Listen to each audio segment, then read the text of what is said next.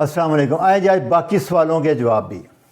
अच्छा डॉक्टर साहब, एक क्वेश्चन आया है एक पेशेंट की तरफ से। वो कहते हैं केटो पर हूँ लेकिन रात को सोने के टाइम मेरी शुगर 38 पर रहती है, सो जाता हूँ, सुबह को फास्टिंग जो है 87 होती है, कोई नुकसान तो नहीं है? नहीं नहीं, हाँ, इसको कहते हैं डानफनोमा। इस पर मैंने लेक्चर भी बनाए थे, शुरू में ही बताया था कि अल्लाह ताला ने हमारा इतना आला इंतज़ाम किया है इंसान के लिए कि सुबह सवेरे, डान कहते हैं सुबह सवेरे, सूर्य निकलने से पहले जो वक्त होता है, उस टाइम अल्लाह ताला को पता है कि उठना है, काम करना है, पता नहीं नाश्ता मिलता नहीं मिलता है, वो आपको नाश्ता करवाता है। कार्टिसोल हार्मोन आता है, ग्लूकागॉन आता है, ग्रोथ हार्मोन आता है, वो आके ग्लाइकोजन जो लिवर में है उसको निकाल के शुगर बढ़ा देते हैं ताकि आप उठ सकें, काम कर सकें, चल फिर सकें सारी रात के बाद। इसको डान फिनोमिना भी कहते हैं। तो ये प्रोटेक्ट मैकेनिज़्म है, इसमें सारे adrenaline, cortisol, growth hormone, glucagon आते हैं और ये सुबह की शुगर बढ़ा देते हैं। आम आदमी में तो ये होता है कि यंग आदमी में जो ही शुगर बढ़ती है, इंसुलिन आती है, तो जब वो सो के उठता है तो वापस हो चुकी होती है। लेकिन जो बंदा जिसमें इंसुलिन रेजिस्टेंस शुरू हो जाएगी, बड़ी पहचान ये है कि उसकी फास्टिंग शुगर बढ़नी शुरू हो जाएगी और ये साइन होगा कि उसको अभी टाइप 2 डायबिटीज़ होने वाली है। तो इसे घबराने की बात नहीं है इसमें। ये देखें, ये ग्रोथ हार्मोन है कार्टिसोल, सुबह 8 बजे टॉप पे है, सुबह 2 बजे शुरू होता है बढ़ना और 8 बजे तक के टॉप पे चले जाता है। ये वजह है कि सारी शुगर है। उसके बाद दिन को कम होना शुरू हो जाता है और शाम को बिल्कुल कम होता है, रात 12-1 बजे तक। इसलिए बीपी वगैरह ब्लड प्रेशर शाम को चेक करते हैं। दूसरा से एक स्मोगी इफेक्ट भी कहते हैं इसको, कि रात को आपने जो दवाई खा ली, ज़्यादा इंसुलिन ज़्यादा लगा ली, खाना खाना भूल गए, तो 2-3 बजे आपका शुगर लो हो जाती है, 60-70 पे आ जाती है। तो उस टाइम भी अल्लाह ताला का यही मैकेनिज़्म है कि एड्रेनलिन आएगी, एकदम शुगर बढ़ा देगी। तो उसकी ये वजह भी हो सकती है कि आपने हाई डोज रात को ली है, या खाना देर खाया, या कार्बोहाइड्रेट खा लिया रात खाने में, उसकी ये वजह भी होती है। दूसरा, लेट नाइट जो लोग खाते हैं और कार्बोहाइड्रेट खा लेते हैं, वो पेप्सी पी ली, जूस पी लिया, रोटी खा ली, उसमें भी सुबह शुगर थोड़ी बढ़ जाती है। दूसरा, जो दवाइयाँ खाना भूल गए हैं, ये वजह भी एक है। दूसरा, नींद अगर पूरी ना आए आपको, तो क्योंकि जब आपका मेलाटोनिन हार्मोन आता है, वो इतना स्ट्रांग हार्मोन है कि वो सबको लो कर देता है। लेकिन जब वो नहीं आएगा, आपने रात को खाना खा लिया, इंसुलिन आ गई है, तो फिर कार्टिसोल ज़्यादा आएगा और फिर वो नींद नहीं आने देगा, इन्फ्लेमेशन बढ़ेगी और सारा मसला आ जाएगा। जब आपका शुगर रिवर्स हो जाएगी, इंसुलिन सेंसिटिव होंगे, सबसे बड़ी पहचान ये होगी कि आपकी मॉर्निंग शुगर वापस नॉर्मल आना शुरू हो जाएगी। इसका मतलब ये है कि आप सेंसिटिव हो गए, इंसुलिन सेंसिटिव। जी, अगला सवाल। डॉक्टर साहब, सी पेप्टाइड 0.36 है और H1AC जो है वो 12.5 है। हाँ, ये C.3 का मतलब है कि आप टाइप 1 में कन्वर्ट हो रहे हैं। 0.1 तक वो टाइप 1 कन्फर्म हो जाती है, तो इसलिए आपकी 12 आई है, शुगर 300-400 होगी। तो अब आपको डाइट शुरू करनी पड़ेगी, इसका मतलब है कि टाइप 1 हो रहा है, और इंसुलिन भी लगानी पड़ेगी। ये इसकी पहचान है, इसमें कोई फ़िक्र की बात नहीं है इतनी।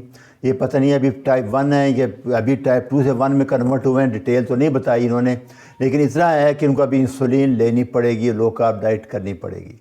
अच्छा तो डॉक्टर साहब, एक और साहब का क्वेश्चन आया है। वो अपनी मदर के बारे में कह रहे हैं कि उनकी मदर शुगर की मरीज़ हैं, वो आपको फॉलो करती हैं 1 साल से तकरीबन। अब लेकिन वो काफ़ी ज़्यादा वीक हो गई हैं और मसल भी बहुत वीक हो गए हैं, तो वो ऐसा चाह रहे हैं कि आपसे कोई रब्ता करेंगे, आप कोई वजह। हाँ, देखो ना, ये आप गलत कह रहे हैं कि मुझे फॉलो करें। मुझे कोई एक ऐसा डाइट चार्ट मेरा बता दे जिसमें मैंने वेट लिफ्टिंग का ना कहा हो, मुझे एक चार्ट बता दें ऐसा। क्योंकि मैं यही कह रहा हूँ कि जब आप कुछ नहीं खाएंगे, कुछ नहीं करेंगे, आप कीटो ना भी कर रहे हों, तो आप बैठे रहेंगे तो मसल वीक होने शुरू हो जाएंगे। यही अलमिया सबसे बड़ा। पूरी बात कोई बंदा नहीं सुनता, पता नहीं क्या जल्दी है।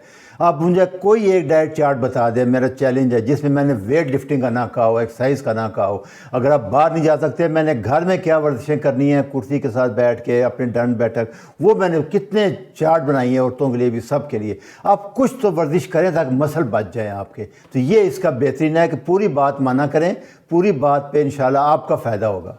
डॉक्टर साहब, एक और क्वेश्चन है कि शुगर अगर नॉर्मल जा रही हो तो ज़्यादा फ्रूट लेने में कोई हर्ज तो नहीं है? बहुत हर्ज है। देखो, यही चीज़ मैं आपको बार बार समझा रहा हूँ। जी, मैं सेहतमंद हूँ। भाई, आप 2-4-5 साल बाद क्या करेंगे जब रेजिस्टेंस हो जाएगा आपको? तो क्यों एहतियात नहीं करते अभी आप?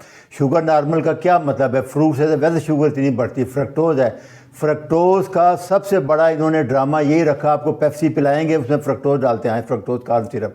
वो देखेंगे टेस्ट करो, शुगर नहीं बढ़ती। शुगर बढ़ती है ग्लूकोज से, ये याद रखना। اسی لیے آپ کو بار بار سمجھا رہا ہوں کہ فرکٹوز سے فیٹی لیور ہوگا، فیٹی لیور سے انسولین شروع ہو جائے گا، سارا کنورٹ کولیسٹرول وغیرہ کنورٹ ہو جائے گا، ٹرائگلیسرائڈ میں کنورٹ ہوتی ہے جا کے فرکٹوز. یہ زیادہ خطرناک ہے، یہ فیٹی لیور کرتی ہے، انسولین ریزسٹنس کرتی ہے، یہ سمجھ لیں. تو فروٹ اتنا ہی ایک آدھی لیں سیزن کا. یہ نئے فروٹ جو ہیں یہ ہائبرڈ فروٹ ہیں، ساری شوگر ہے ان میں، کچھ بھی نہیں ہے. پرانے فروٹ جو تھے وہ ٹھیک تھے، وہ ابھی نہیں ہیں، یہ سمجھ لیں بات. اچھا ڈاکٹر صاحب ایک اور صاحب کا کوشچن آیا ہے کہ وہ کہتے ہیں انسولین سپائک آ بھی جائے تو کیا فرق پڑتا ہے؟ لوگ تو ساری عمر انجیکشن لگاتے رہتے ہیں. ہاں، جو انجیکشن لگاتے ہیں، جو غلط انجیکشن لگاتے ہیں، وہی آپ بھی ٹائپ 1 مریضوں میں بھی انسولین ریزسٹنس کیسز آنا شروع ہو گئے ہیں. کیوں کہ ڈاکٹر صاحب 100 یونٹ لگوا رہے ہیں، روٹی کھا، ہر چیز کا فروٹ کھا لے، انسولین لگا لے. یہ بڑا خطرناک ڈینجرس طریقہ ہے. میں نے آپ کو بتایا تھا کہ 2 چیزیں سب سے خطرناک ہیں، ایک شوگر اور ایک انسولین. آپ نے دیکھا تھا کہ میں نے لیکچر میں آپ کو سمجھایا تھا کہ 15-20 سال تک شوگر کنٹرول رہی تھی، انسولین بڑھی ہوئی تھی، اس نے ڈیمیج کیا تھا. تو انسولین بڑھی ہوئی زیادہ انفلیمیٹری ہے، زیادہ سوزش کاز کرتی ہے، ہارٹ اٹیک، دل، سارے جوڑوں میں انسولین بڑھی ہوئی زیادہ نقصان دہ ہے. یہ آپ نے لیکچر نہیں سنے، برائے مہربانی وہ لیکچر سن لیں جن میں 15 سے 20 سال لگیں گے آپ کو کہ شوگر کنٹرول رکھے گا انسولین. کیونکہ شوگر خطرناک ہے، ہمارا جسم پوری کوشش کرتا ہے کہ اس کو خون میں نہ بڑھنے دے، تو اس لیے انسولین بڑھتی رہتی ہے، 5-10 گنا بڑھ جاتی ہے. پھر جا کے وہ شوگر کا جب وہ پینکریاس فیل ہوگا پھر انسولین کم ہونا شروع ہوگی، پھر شوگر بڑھ ہوگی. اس کو ٹائپ 2 ڈائبٹیز کہتے ہیں. یہ پورا پیٹرن ہے، اس لیے اس کو سمجھ لیں. یہ ایسے نہ کریں. 2-4-5 سال تو کچھ بھی نہیں ہوتا، پتہ نہیں لگے گا آپ کو، بلکہ شوگر میں تو 20-20 سال کچھ نہیں ہوتا. تو کیوں آپ نقصان دہ کریں، سوزش وغیرہ سارے نقصانات اس کے. تو یہ وجہ ہے. اچھا ڈاکٹر صاحب ایک اور صاحب کا کوشچن آیا ہے کہ فرکٹوز تو ہر پھل میں ہوتا ہے، تو کیا سارے پھل نہیں کھانے چاہیے؟ جی بالکل، سارے پھل میں ہوتا ہے. اس لیے سب سے جو کم ہے وہ بیریز وغیرہ میں ہوتا ہے، امرود وغیرہ میں، لیکن وہ ایک کا سیزن کا. ڈیلی آپ 15-20 گرام 15 گرام تک اگر آپ ایکسرسائز کرتے ہیں تو فرکٹوز آپ ہضم کر لیں گے. اس سے زیادہ نہیں کریں گے. ایک فروٹ میں 15 گرام، ایک سیب میں 16 گرام ہے. آپ کیا کریں گے پھر؟ آپ 2-3 سیب تو نہیں کھا سکتے. ڈرائی فروٹ میں بھی اس طرح ہی ہیں، سب فرکٹوز ہے. جتنے کھجور ڈرائی فروٹ ہیں سب میں فرکٹوز ہے. گلوکوز بہت کم ہوتا ہے فروٹ میں. یہ اور اناج میں سارا گلوکوز ہوتا ہے، فرکٹوز نہیں ہوتا. سبزیوں میں سادہ گلوکوز ہوتا ہے. یہ آپ ڈیٹیل جا کے سن لیں لیکچروں میں، بڑی تفصیل سے میں بتاتا رہا ہوں یہ سارے لیکچر. اچھا ڈاکٹر صاحب ایک اور صاحب ہیں، ان کی عمر 60 سال سے اوپر ہے. وہ یورک ایسڈ کے بارے میں پوچھ رہے ہیں کہ ڈاکٹر حضرات تو سارا گوشت ہر طرح کا بند کر دیتے ہیں، تو یورک ایسڈ جو ہے میں اگر یہ ڈائٹ لوں تو بڑھ جاتا ہے، تو بہت تکلیف دیتا ہے، تو ضرور بتائیں ذرا. اصل میں پوری بات نہیں کرتے آپ. یہی المیہ ہے کہ میں نے لیکچر نمبر 159 اور 452 اسی لیے اسپیشل بنایا ہے کہ اب یہ پرانی تھیوری بدل گئی ہے. ہمارا جسم 70% یورک ایسڈ ہماری باڈی بناتی ہے، آپ کچھ کھائیں یا نہ کھائیں. باقی جو ہے وہ فرکٹوز سے بنتا ہے، اور بہت کم 1 ملی گرام آدھا ملی گرام جو ہے وہ گوشت سے بنتا ہے. تو اس سے آپ بتائیں مجھے گوشت کیوں بند کر رہے ہیں آپ فرکٹوز بند کریں. گلوکوز جو اناج ہے، سٹارچ ہے، یہ بھی جا کے فرکٹوز میں کنورٹ ہوگا، فرکٹوز یورک ایسڈ میں بنے گا، اور باڈی میں جو ڈیمیج ہوتی ہے وہ یورک ایسڈ بنتا ہے. یہ اب آپ لیکچر سن لیں، دونوں لیکچر سن لیں. 452 لیٹر ابھی بنایا ہے.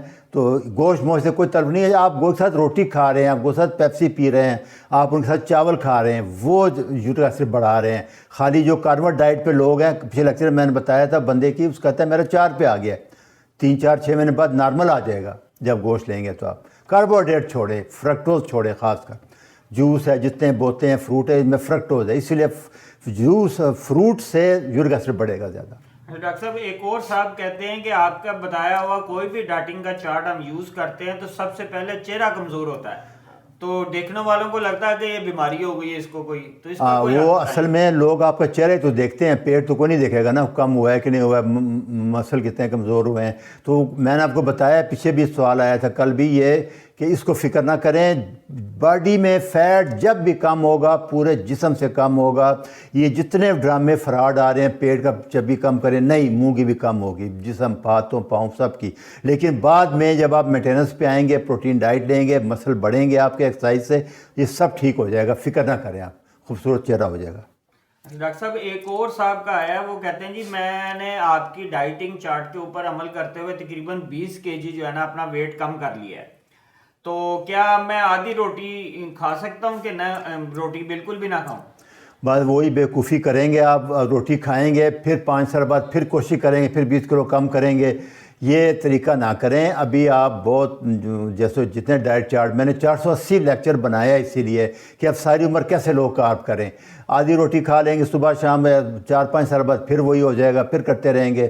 تو ایک چیز کو سمجھ لیں. بہرحال اپنے رزق پہ آپ جو مرضی کریں، کرنا تو آپ اپنی مرضی ہے، مجھے پتہ حل نہیں ہے. اچھا جی، اللہ حافظ.